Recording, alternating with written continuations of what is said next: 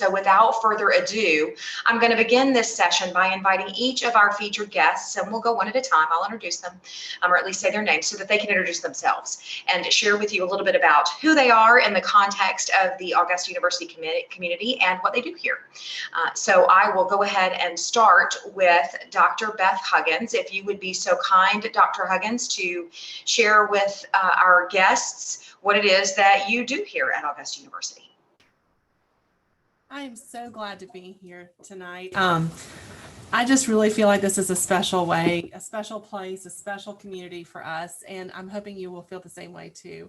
I've been here for 20 years, if that's even possible. It just seems like a blink of an eye. And in all those 20 years, I've been teaching and helping to program for first years and second year students. And that has probably been my very favorite job I've ever had. My office is I'm the director of first and second year experiences. We do academic programming for freshmen and sophomores.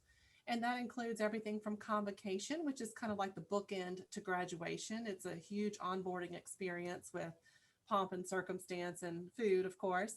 And then we also do coordinate Inquiry 1000, which is a first and second year course. It's a little bit of a research light kind of course, project-based learning, lots of interaction and lots of engagement. We do 2 study abroad trips, either a study abroad or a study away trip, one for first years and one for second years. And we do other types of programming. This last year, we did a book club on defining decade, like what to expect in your 20s and 30s. And so those kind of conversations helped other students realize that we're all in the same boat together and we have a lot to offer each other. So I guess that would be about it, is the programming that I do in this office is a direct result of student feedback over the years. I like a lot of student feedback, and if you all have some suggestions or thoughts about how you want this program to work, please just reach out to me. Thanks, Dr. Huggins. And I hope that all of the students heard something that you shared at the very end of your introduction that I think they will find to be something that's so remarkable, but a relatively common denominator here at Augusta University, which is the accommodating nature of our faculty and staff who so genuinely want to hear from students and incorporate their feedback. So with that said, I'm going to now turn to Dr. Kim Davies, who is the Dean of the Pamplin College of Arts, Humanities, and Social Sciences, and we're just delighted to have her here. You get to talk to a dean tonight, y'all. I'm going to invite her to give a quick introduction to herself. Thanks, Doctor.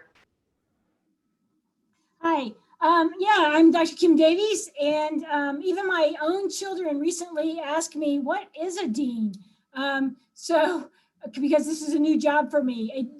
I'm dean, which means I'm over all the departments in the College of Arts, Humanities, and Social Sciences. We have 6 departments. I won't list them all, but within those departments, there's over 40 unique programs ranging from those, like art, music, English, and political science, to unique programs like health, society, and policy, and integrated studies where you make your own major. So I'm the person that if there are issues, they end up bubbling up to me, but I'm also the person who gets to work with the faculty and the staff and the department chairs to come up with new ideas for new programs. I get to work with students to think about new programs. We have our own Pamplin ambassadors where we talk to them to figure out what is it that students want. So I get to deal with the best and the worst of the college, quite frankly. So the problems come to me and the celebrations are some things that come to me. And I've been here a really long time too, 25 years. I started as an assistant professor teaching classes, and then it kind of was a department chair for many years as a sociologist. And I love this place. I think it's a fantastic place to go to school. It's a fantastic place to work, and hope you'll think so too. Fantastic. Thank you, Dr. Davies. So you've heard from our 2 staffers that are here with us tonight, and now it's time to turn to the students. And I know I'm going to start seeing questions pop up because you're going to be curious about making that leap, that transition from high school to college, and what kind of preparation you maybe need to do or you could do to be more prepared, or how to set your expectations more reasonably. And the 2 gals that are with us tonight representing our student body are certainly capable to tell you that. I'm going to go ahead and start with Miss Lily Heath, who is from the college that Dr. Davies runs, organizes, manages, leads, all of the above, and invite her to tell us a little bit about herself. Lillian, please do include your hometown and your major in the short introduction that you give us, if you don't mind. Okay, can you hear me okay? Okay, my name's Lily Heath. I'm a graphic design major here at Augusta University, which does fall under Pamplin. My hometown, I'm actually from Arlington, Texas, but my family's military, so if anyone has questions about that kind of transition, I'm very good at talking about that. I'm a junior here as well, so I'm going on my last year, so that means a lot of working on senior projects, which I can talk about for the art department as well if anyone has questions. You said hometown and then just talk about my department. Okay, well, I'm gonna brag on the art and design department. We have amazing faculty down there. They're always accessible, and there's faculty for everything. There are sometimes more than one. So for me, our graphic design professor, he becomes your advisor. So you have that one-on-one personal connection because we do have a smaller art program. Which is a plus because then your artwork gets to develop more and you get this feedback that's more personalized. These people know your work. We have lab technicians who are always, looking for new materials. They're experimenting with new materials, and as soon as they have them handled, you get, full access to it. Anything that's in the labs, we have brand new studios down there for the 3D sculpture and ceramics. They're awesome. They're the warehouses with these huge garage doors that they open up during the summertime, and there's so much to do down there. They really don't limit you at all in our department. If you think of something and you think of something you want to experiment with, then they're all about it. I'm also involved with the honors program. So I run the social media for them as well. I've been in that position for about 2 years now. Really the board is in charge of, student outreach, getting more members, talking about thesis. We go to different events and get awards with KERRs as well. So academic awards, you present your research. So if you're interested in that. And I'm also a Pamplin ambassador. So that is in Pamplin itself, and it's a group of students who are work with Dr. Crookall from the music department. And we basically just work on student outreach, community events, at Augusta. So you'll see us, working different events, volunteering. We just did Future Fest. We did an online version of Future Fest recently. So that's another thing that I do. So if you have any questions, I'm here. I'm going to ask too before we move forward, and I'm going to share with our student guests from currently outside the Augusta University community. When you join a community, very often we adopt a lingo that is all our own, and we use it so interchangeably with words from the English language that sometimes we need to be reminded that folks who haven't joined us yet don't know. Can you share what KERRs, which is an acronym, stands for, Lily? Yeah, so KERRs is the Center for Undergraduate Research. So it's basically when you are doing your freshman through senior year with the honors program, you will be working towards doing research. So you have to develop a thesis and you have to publish it, and you ideally will present this information at conferences. And so for my research, I was working with different mental disorders and how I would portray those through sculpture and photography and stuff like that to kind of bring a better awareness to it. So I was doing research on sleep paralysis and OCD and stuff like that and personifying it. But everyone does something different. So if you're science, you can do, cancer research, you can do disease research, you can do all kinds of things. There's research for, I didn't know how I would research art. But some people do art therapy and they work with that. And so you'll work closely with professors and you'll have basically a board that you work with. So you'll have an advisor, and then you usually have 2 to 3 other panel members who will be consultants on that. So you have people from different departments as well as your own department. But that's what KERRs is really all about, is student research. Thank you, Lily. I appreciate that. And you tiptoed into the area where we're headed, or at least in the general direction, because you mentioned the sciences. And the fourth member of our panel tonight, friends, is a student in the sciences here at Augusta University. She's a scholar. Her name is Alyssa Finley, and I couldn't be more delighted that she's here tonight. Alyssa, would you share just a little bit about yourself? I definitely can. Hi, everyone. Thanks for being here. So my name's Alyssa Finley. I am a cell and molecular biology major. It's a mouthful. I am in the professional scholars program on my way to medical school, not this coming fall, but next fall, hopefully. So I'm finishing up my sophomore year. I am involved in intramural sports on campus, MAPS, which is like an outreach and networking for students here at Augusta with the health science professionals. And I'm also an 1828 ambassador. So I work with Miss Young and give tours to prospective students and help with events like these. And so I'm in the College of Math and Sciences, and I do want to just brag about us and how great we are. And all the professors, they're so great. A lot of them are doing research that they like to talk about. It's all super interesting. They're always there to help you and answer questions, and they want you to succeed, and they'll like reach out to you and help you and all this.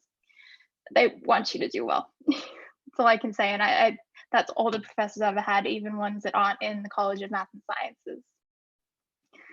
That just shows how good Augusta is and how much our professors want the students to succeed. Fantastic. Thanks so much, Alyssa. I have to confess that I did get a few questions via email before this evening's event, students who had planned to attend but couldn't join us. So I'm going to go ahead and kick those questions out. But before I do, we've already got a question in the chat. And that question was, and I'm going to send it to you, Alyssa, because the question was, what is a professional scholar? So the Professional Scholars Program, it's a 7-year fast track to medical school or dental school. And I think we have a nursing one also. And so you apply your senior year of high school. So you apply by the early action deadline. And then if you meet the requirements, you are invited to apply to the medical or dental scholars program.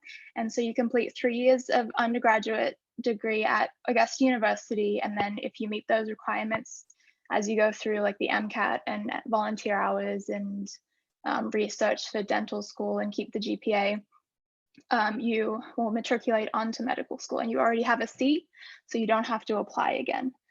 And so it's 3 years in undergrad and then 4 years in medical school or dental school. Fantastic. Thanks so much. I'm going to turn to some of those questions that came in a little bit earlier, and I'm going to bounce back to Dr. Huggins if I could for a minute.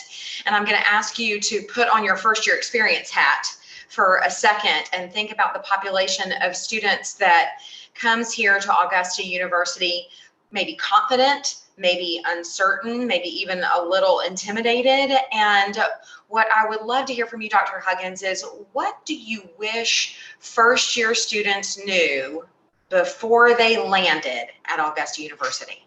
Sure. And I'm actually going to tell you the advice that I heard from other students. So I'm not just making this up. Students have told me this before. Oftentimes that first semester of college can be challenging. And it's challenging only in that it's a lot of time management, self-motivation, and a lot of goal setting involved in all of the planning to do successful work in your classroom. One thing that maybe they didn't understand when they first got here, these are the students that have told me this before, was this whole 2-to-1 ratio. For every hour that you're in class, your professors are going to expect you to do at least 2 hours worth of work, academic work, reading or preparing or organizing, studying. And so if you're thinking, well, I'm going to take a full load, 15 credit hours, does that mean I'm going to be studying for 30 hours? And I'm going to say yes. Some classes it's going to be a 3-to-1 ratio. And then if you put all of that combined together, that's 45 hours worth of academics that you'll be doing every week. And that's a full-time job.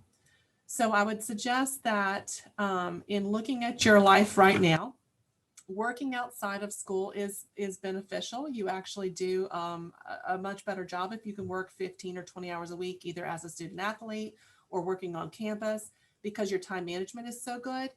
But working above 20 hours, 30 hours a week is hard. It's just really, really hard. So really think about your priority. And if you're a student, be a student. I mean, that is the commitment that you're making to yourself. It's the gift that you're giving to yourself.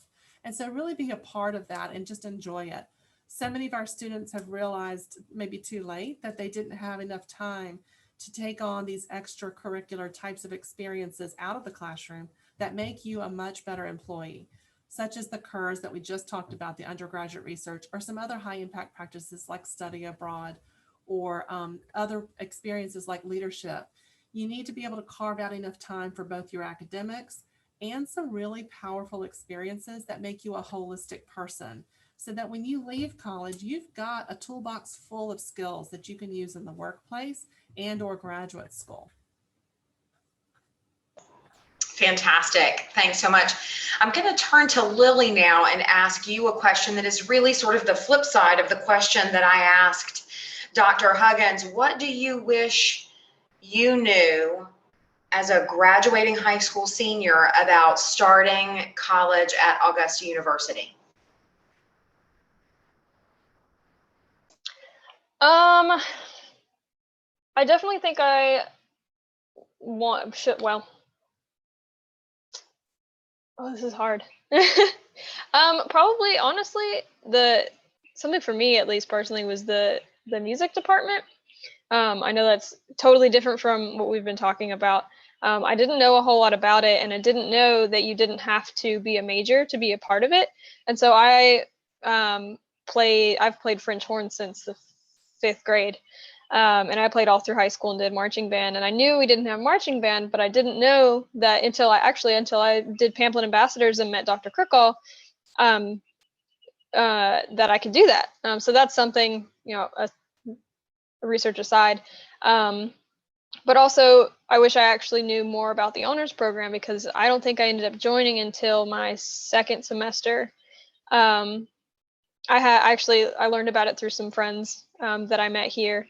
And through a friend from the town that I graduated high school in. She ended up coming here for her bio major, and she was like, "Well, hey, you should join, the honors program. We do research, and we do, it." What I was looking for at the time was community. Coming from a military family, I was used to having a very tight knit group of people who moved around together, and when I got accepted here, my family got orders to go back home to Texas. And so they dropped me off and left the next day to go all the way to Texas. And so I was looking for community, and that was something she said. She was like, well, if you want a smaller group on campus that kind of caters to you, then this is an opportunity. So I guess I wish that personally I had just looked more and been a little bit less nervous about the whole experience. Because, with that whole transition, I was just really nervous about how I was going to handle not having my family. They live 1,000 miles away, literally. So I think just being more comfortable with looking, like not having this mindset that I have to go to this school, I'm going to be alone. I should have come into it with a mindset of, I can make the best of this. Like, I can find a community, like I can be comfortable here. So I think my advice to students would be to kind of, if you're in that shell, break out of it, ask questions, I promise you there's an organization for what you want to do. If there's not, make one. There's a group of people at this university that's interested in everything. You just have to talk to people and not, come into it so nervous. So just be open to the idea that college can be great, no matter where you're at. It's what you make of it. So. A good word indeed. A good word indeed. It is, as it turns out. I will say to the students who are joining us tonight, your college education, and you have the greatest influence over what your experience is going to be in terms of how open you are to a lot of what we have available. Certainly something that's going to impact that experience dramatically is your progress, your work in the classroom. And with that, I'm going to turn to Dr. Davies and ask a question that may strike a bit of fear in the hearts of our guests, but I hope you can really demystify by telling them, how do college professors want students to talk and communicate to them? Not like they're just texting back and forth with their friends. Not until sometimes that's fine, but first you've got to establish somewhat of a relationship. And some of your faculty will tell you, but usually you'll want to say, dear doctor, or dear professor, whomever. And then I'm in your something class, because even though the professors here are lovely, they do want to interact with you, they do want to know who you are, chances are they have anywhere from 2 to 5 classes they're teaching each term. So they need to know which class you're in. And if you're Jennifer Smith, they need to know you're the Jennifer Smith in Sociology 3187 and not the Jennifer Smith in some other course. And then ask your question. They do again want to help you. The same if you go up to them, excuse me, Dr. So-and-so or Professor so-and-so, I've got a question. And that if you respect them, they're going to respect you. Most of them are going to respect you straight away anyways, but that continues if you're both respectful to one another. Fantastic. I'm going to ask an even more pointed question. Because we've been in such an unusual time, and none of us are wearing masks tonight because we're all in our individual locations by ourselves with our doors closed, doing the good, right, responsible thing. But this has been an odd and unusual year, and a lot of the members of our student community here at Augusta University have had some unusual circumstances, or some things happen, and that could happen to any student any year. What's the guidance that you have for our guests tonight about handling something unexpected that's going to impact their academics? What advice would you give them? You always need to talk to your faculty, and your faculty here are really willing to help you. The sooner you talk to them, the better. If you, at the end of the term, you say, I didn't do well on my test because my little sister was having issues and my parents weren't paying attention, or I lost my job, or whatever, it doesn't help a lot at the end. But if you, as soon as that happens, you share that with your faculty are going to do what they can to help you right away. They may give you sometimes extra time to turn something in, but they don't know how to help you unless you tell them what issues. And sometimes you don't want to tell them all of your personal business. Sometimes you can say, I've got some issues going on. And then you can kind of negotiate how much you talk to them. Sometimes they can help get you the help you need. We've even had students who've had some issues come up that we've helped them get funding because they were being kicked out of an apartment because their roommate wasn't paying money and for the rent and things like that. And we've been able to help. I know Dr. Huggins has done things like that as well. You just got to reach out and let somebody know. People here definitely want to help. This is one of the reasons I've stayed at Augusta University, because the faculty here really care. Fantastic. Thank you. Again, many of you who have already had the pleasure of visiting campus know that we have a bell on our campus that means something to us, and it gets rung at some very special times of the year here. And certainly what you hear us ringing it for tonight is the sense of community that we have here on the AU campus. And one of the communities is being addressed specifically in the chat tonight, and it's the honors program. And there is a lot of detail drilling down deep in the honors program. And I want to invite those students and let them know that I've got your names. I've collected them. We have a recording from a session that we had specifically about the honors program that I want to invite you guys to take advantage of, because it's got a lot of the answers to the questions that you're specifically answering about that one issue. One other guest we have that has asked a question about the transfer experience. We also have a session coming up very, very soon about the transfer experience for a student. I'm going to take just a minute and reach back to you, Dr. Davies, again about your experience having transfer students who have done a significant amount of college work somewhere else and then joined the Augusta University community, and about having those students in your classroom, and about what you see as how they are able and how we facilitate their navigation of our academic environment here at AU. One other thing is to make sure you talk to people, because sometimes you come in, your classes transfer in, most of them transfer in. Sometimes a few classes don't, but make sure you're talking to your advisors to figure out what may or may not transfer in. I saw the question talks about veterans in particular. We have some veterans offices on campus that you can reach out to.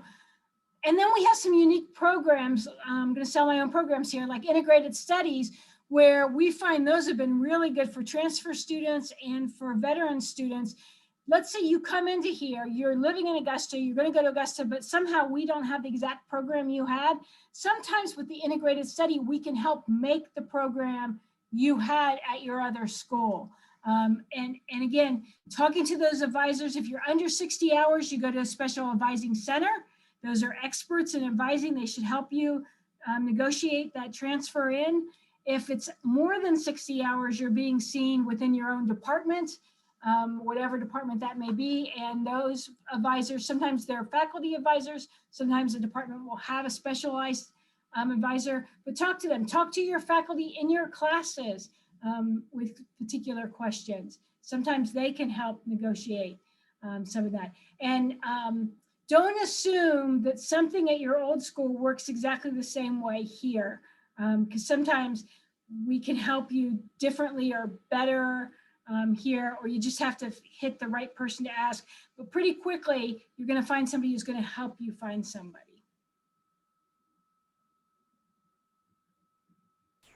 Fantastic. Thank you. I did drop into the chat. I hope our friend that was interested in returning to university after another career or coming to university after some time in the military, we do have an office here on campus, and not just for prior soldier, service, and airmen, but also for the family members of those folks to facilitate some of the funding structures that are available to them, some of the specific opportunities and resources that are available to them here on campus as military beneficiaries. So I wanted to make sure my colleague Stephanie Rollerson that works over in that office could not be more dedicated to making herself available for those opportunities. And I will go ahead and make sure that I snag that name from the chat so that we also know that so that I can get to you directly with some details about some other events that may be on the schedule that will address some of your specific questions. I want to reach out to Alyssa Finley now and ask another quick question of one of our student panelists that I know will be meaningful. We are wrapping things up here tonight, so I want to make sure that everybody who has a chance to ask their questions does. But while Alyssa is answering the question, will be the last opportunity to take questions from the chat tonight. So I do want to make that note because we'll wrap up our conversation relatively quickly after that. Alyssa, as a student here, can you talk about your experience with your academic faculty specifically? And because I know you've already touched on it a little bit in your introduction, but I also would love for you to talk about taking a class that's not in your major. I definitely can. So my academics here, they have been difficult, you know, biology, getting into those upper level courses, but reaching out to your professors, like Dr. Davey said, and making those connections and building that relationship so they'll be there to help you when you need it. That is something that is really important to do. Start at the beginning of the semester, reach out if you have a question, be like, hey, Professor or Dr. So-and-so, I don't understand this. Could I meet with you or talk after class and just try and go through it one more time or whatever. And I'm also a student who uses the testing and disabilities services. So I have to reach out to my professors and through TDS and reach and talk to them about my accommodations. And I've had zero issues with that. So I want to highlight TDS and how great they are. And they've worked with me and they'll work with me on through medical school also, which I'm super grateful for. And all of my professors, I go and meet with them online this last 2 semesters. We've changed that. And I will go through my accommodations and we'll talk about how they'll be implemented into the classroom and if I need stuff to be changed or adjusted to what I need specifically or anything like that. All of my professors have been very great about that. And I'm sure my professors in the future will also be. And talking about classes that I've taken that are outside of my major, there haven't been many because I did take a lot of classes in high school, but I took psychology and sociology, and I really love those classes, especially psychology. I think it's so interesting. And if I had time, I would definitely minor in one of those too, but I don't. And those professors have also been great. They know so much. so much about what they're teaching, like all the professors here do. And that just goes to show how much they care about us and what they're teaching and why they're teaching it. And they are here to teach because they love it so much. But yeah, it's really good to branch out outside of your major and whatever college you're in and meet new people who aren't in your classes and make those connections that way. And if for some reason you can't through clubs or whatever. But yeah, just broaden your horizon, be a full-rounded, well-rounded student by taking classes that aren't in your specific college. I want to say thank you for that, Alyssa. I had a quick conversation with Dr. Davies as we were kicking off this evening, and she was telling me that she teaches a class called the Sociology of Murder. And she gets to meet a lot of new students in that class that are students from some other colleges. And I think that that's such a great opportunity for a really rich learning experience with a lot of perspective. So I'm glad to hear, Alyssa, that you've taken care of it.